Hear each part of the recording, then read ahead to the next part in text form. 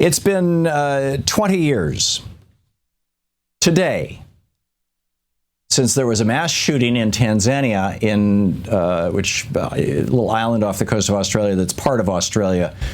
I'm not sure if it's a state of Australia or if it's like Puerto Rico, a protectorate, but it's all kind of one thing. And the Australian people were so horrified by this mass murder. It was, one guy who went in and killed 35 people, as I recall, that they said, okay, that's it. Enough of, it was 38 people. It was on April 28th, 1996. And in Tasmania, that the government said, okay, number one, we're going to make it harder to buy and own a gun. You have to demonstrate that you need one. Or that if you're a hunter or a sportsman or something like that, you have to demonstrate they actually are that. And 2, you have to be licensed, and 3, the guns have to be registered. And the chain of custody is going to be monitored. It's in the direction of what I've been suggesting for forever, which is that guns should be treated the same way we treat cars. You register them from manufacture to destruction.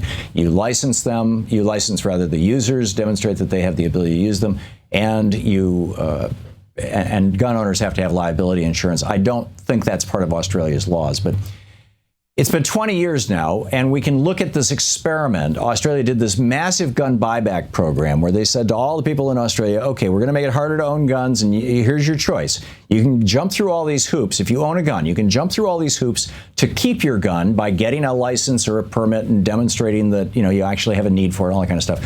Or you can bring your gun into the local police station, and we will give you money for it. We will buy it for what it's worth. You're not going to lose money on your gun.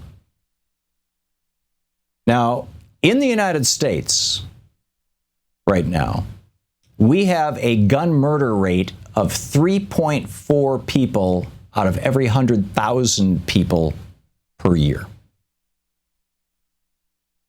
3.4 per 100,000.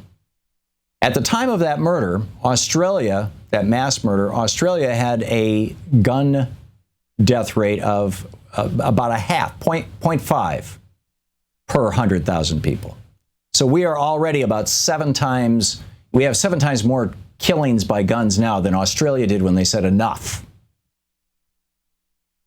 But now 20 years later, they've gone from 0.54% per 100,000 people down to 0.15% per 100,000 people.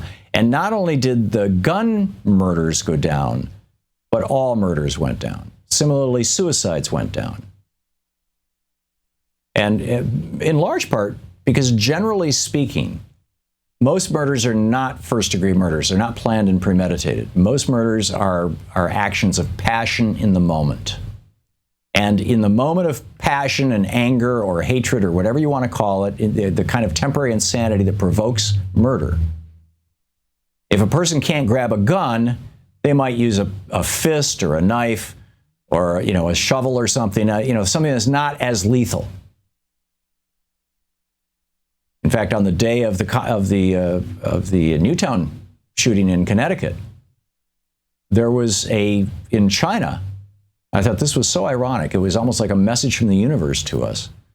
In China, there was a guy who ran into an elementary school, 34 kids in the class, and with a knife, and tried to kill as many of them as he could.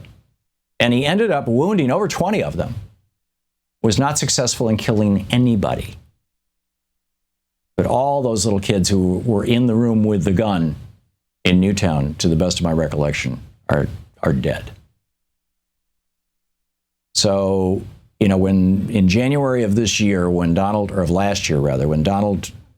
tweeted, "Fact, the tighter the gun laws, the more violence, the criminals will always have guns," end quote. And Ted Cruz comes up with this wackadoodle idea that Australia's gun laws have led to more sexual assault, there's no demonstration of that. We now see, okay, it has been 20 years exactly to the day today, and there is no dispute. Gun control actually works when it's done on a national scale. To watch more clips from our programs, hit the Watch More Videos button over here. And please be sure to hit the handy-dandy subscribe button so you'll always be up to date. Tag, you're it.